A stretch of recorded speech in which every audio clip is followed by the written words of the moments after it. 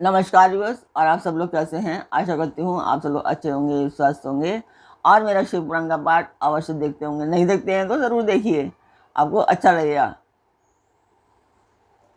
तो आइए सबसे पहले हम जान लेते हैं कि कल तक हमने कहाँ तक जाना था।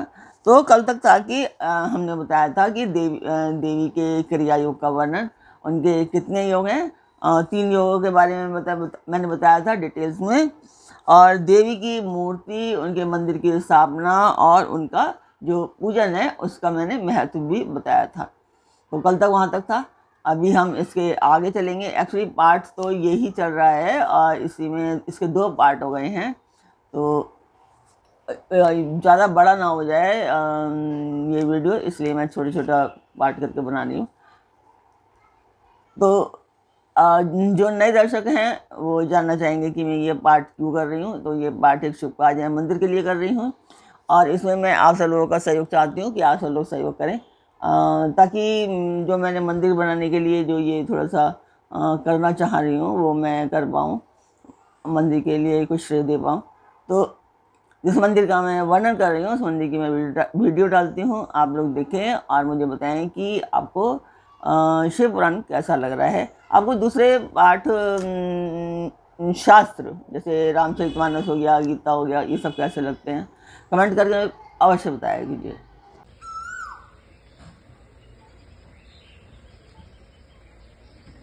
आप सभी को नवरात्रों की हार्दिक हार्दिक शुभकामनाएं।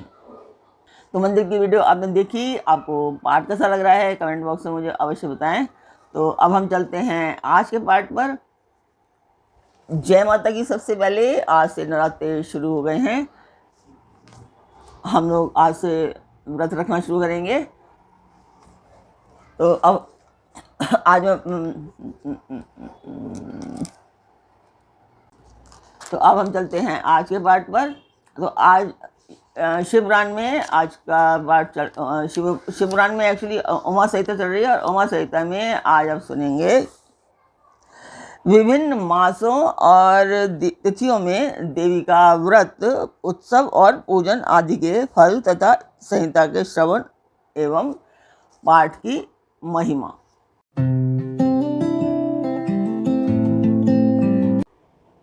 तो जैसा कि मैं कल बता रही थी कि व्यास जी और सनत कुमार जी में यहाँ पर वार्ता हो रही थी। तो अभी सनत कुमार जी कह रहे हैं कि देवी के उपासकों को पूजन के अंत में सदा अपने अपराधों के लिए क्षमा प्रार्थना करनी चाहिए।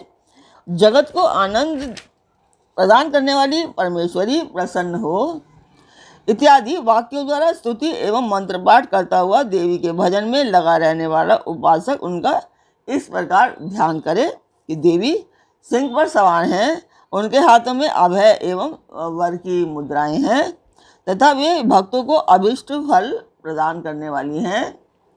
इस प्रकार महेश्वरी का ध्यान करके उन्हें नैवेद्य के रूप में नाना प्रकार के पके हुए फल अर्पित करें। जो परात्मा शंभु शक्ति का नैवेद्य भक्षण करता है वह मनुष्य अपने सारे पाप पंक को धोकर वो निर्मल हो जाता है। जो चैत्र शुक्ला तृतीया को भवानी की प्रसन्नता के लिए व्रत करता है वह जन्म मरण के बंधन से मुक्त हो परम पद को प्राप्त होता है। विद्वान पुरुष इसी तृतीया को दोलोत्सव करें, उसमें शंकर सहित जगदम्बा उमा की पूजा करें। फूल, कुकुम, वस्त्र, कपूर, अगरु, चंदन, धूप, दीप, नैवेद्य, पुष्प, हार तथा अन्य गंध द्रव्यों द्वारा शिवा सहित सर्व कल्याणकारिणी महामाया महेश्वरी श्री गौरी देवी का पूजन करके उन्हें झूले में झुलाएं। जो प्रतिवर्ष नियम पूर्वक उक्त तिथि को देवी का व्रत और दोलोत्सव करता है उसे शिवा देवी संपूर्ण अभीष्ट पदार्थ देती हैं। वैशाख मास के शुक्ल पक्ष में जो अक्षय तृतीया आती है उसमें आलस्य रहित हो जो जगदम्बा का व्रत करता है तथा बेला, मालती, चंपा, जब्बा मतलब अड़हुल,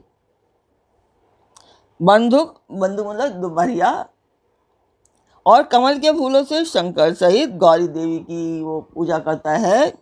वह करोड़ों जन्मों में किए हुए मानसिक, वाचिक, शारीरिक पापों का नाश करके धर्म, अर्थ, काम, मोक्ष इन चारों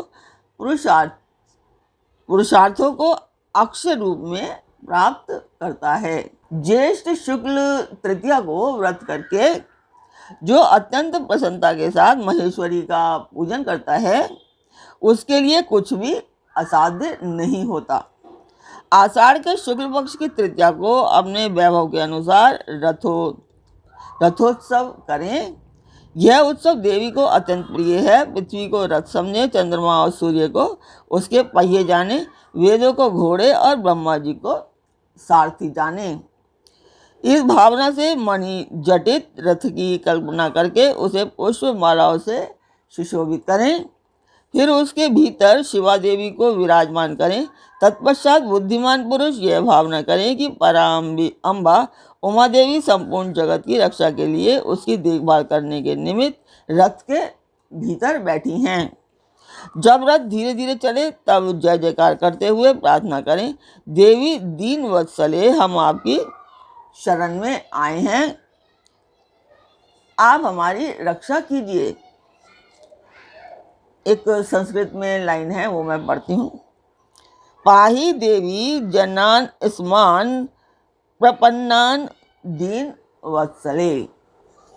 इन वाक्यों द्वारा देवी को संतुष्ट करें और यात्रा के समय नाना प्रकार के बाजे बजवाएं।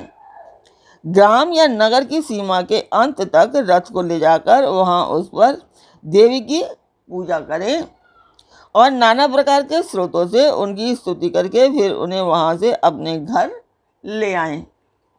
तदनंतर सैकड़ों बार प्रणाम करके जगदम्बा से प्रार्थना करें। जो विद्वान इस प्रकार देवी का पूजन, व्रत एवं रथोत्सव करता है, वह इस लोक में संपूर्ण भोगों का उपभोग करके अंत में देवी के धाम को जाता है। श्रावण और भाद्रपद मास की शुक्ला तृतीया को जो विधि पूर्वक अम्बा का व्रत और पूजन करता है, वह इस लोक में पुत्र, पौत्र एवं धन आदि से संपन्न होकर सुख भोगता है तथा अंत में सब लोकों से ऊपर विराजमान उमालोक को वो चला जाता है। अश्विन मास के शुक्ल पक्ष में नवरात्र व्रत करना चाहिए। उसके करने पर संपूर्ण कामनाएं सिद्ध हो जाती हैं, इसमें संशय नहीं है। इस नवरात्र व्रत के प्रभाव का वर्णन करने में चतुरानन ब्रह्मा, पंचानन महादेव तथा षडानन कार्तिकेय भी समर्थ नहीं हैं। फिर दूसरा कौन समर्थ हो सकता है? मुनि श्रेष्ठ नवरात्र व्रत का अनुष्ठान करके विरत के पुत्र राजा सुरथ ने अपने खोए हुए राज्य को प्राप्त कर लिया था। अयोध्या के बुद्धिमान नरेश ध्रुव संधि कुमार सुदर्शन ने इस नवरात्र के प्रभाव से ही राज्य प्राप्त किया था, जो पहले उनके हाथ से छिन गया था। इस व्रत राज का अनुष्ठान और महेश्वरी की आराधना करके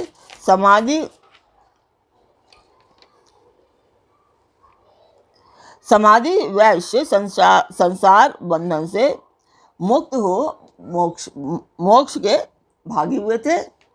जो मनुष्य अश्विन मास के शुक्ल पक्ष में विधि पूर्वक व्रत करके तृतीया, पंचमी, सप्तमी, अष्टमी, नवमी एवं चतुर्दशी तिथियों को देवी का पूजन करता है, देवी शिवा निरंतर उसके संपूर्ण अभीष्ट मनोरथ की पूर्ति करती रहती हैं।